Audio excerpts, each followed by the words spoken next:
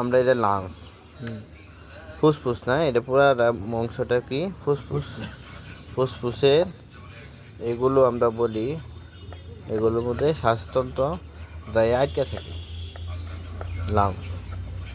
নাক দিয়ে নিঃশ্বাস যাওয়ার পর থেকে এখানে যদি কেউ বিড়ি নাগা, এই বিড়ির সম্পূর্ণ গ্রানটুকু কই যেতেছে ফুসফুসের মধ্যে যাইতেছে, তাই না?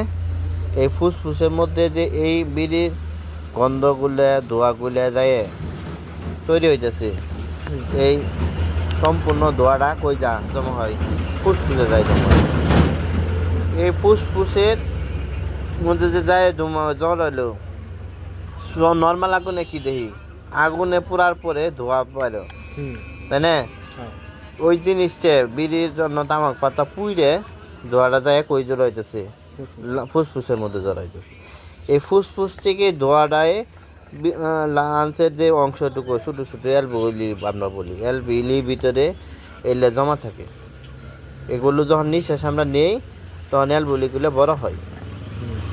এইটাই এখানে সুন্দরভাবে বোঝা যাচ্ছে। এই থোরাসিক ক্যাভিটি, এই ক্যাভিটি মানুষের দুই পাশে দুইটা লাঞ্চের মধ্যে যখন এরকম স্পেস থাকে, এটা হলো চিকন হইলে তখন এরকম হয়, এটা চার চাইতে বড় হইলে এরকম হয়। এটা সম্পূর্ণ বাতাস যখন আমরা ভিতরে ধরে রাখি তখন এরকম বড় হয়। এখন আমি যে বলতেছি ভিতরে ধোঁয়াটা যায় কী করতেছে, দুইয়ের ভিতরের অংশটুকু এখানে যায় জমা হইতেছে, এই জমা অংশটুকুই এখানে যাই এই ভিতরের অংশগুলো পুইরে এখানে গন্ধ বাড়াইতেছে। এই গন্ধটুকুই কি করে এই যে এই পাশে আমরা দেখতেছি যেটা এখানে গেল, এই যে লাঞ্চের দুই পাশে কিন্তু এখানে হার্ট আছে।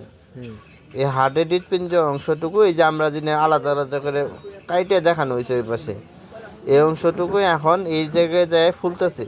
কারণ যদি ঠান্ডা লাগে এই অ্যালবিলির ভিতরে এই কপটুকু জমা থাকে, এই জমা কপটুকু বাইর করে থেকে এটা হার্টের মাধ্যমে যাই রিয়াকশন হয়। অক্সিজেনেটেড ব্লাড মানে অক্সিজেনযুক্ত ব্লাড হার্টে যা হার্ট থেকে সারা শরীরে রক্তে যায় সঞ্চালন করে।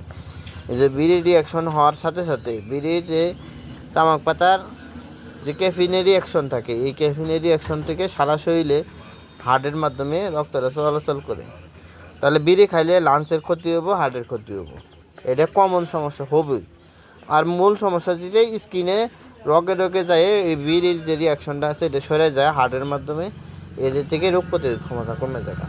যদি কারো বিড়ি দেয় ফুসফুসে ইনফেকশন হয়, ক্যান্সার হয় অথবা টিবি হয়, ওইটা ক্যান্সারে তাড়াতাড়ি কাটে ফেলানো লাগে। তো বাড়ির পাশেও আমরা দেখলাম যে একটা ছোটো বাচ্চা ওর অল্প একটু ইনফেকশন থেকে ক্যান্সারের রূপ ধারণ করছে, তাড়াতাড়ি কাটে ফেলা যায়, যে কিছুদিন পরে রক্ত শূন্যতা হয়ে ওই হার্ট ফেলিওর করে মারা গেছে।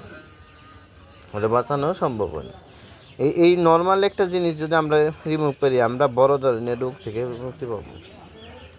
যদি এইটুকু না বুঝে নিজের জন্য সচেতন না হয়, যদি বাদ না দেয় কেউ বিড়ি খাওয়াটা তামাক পাতা যে কোনো নিশাজাত দ্রব্য যদি কেউ বাদ না দেয় তার নিজের ক্ষতি নিজে ডেকে দিয়ে দেয়।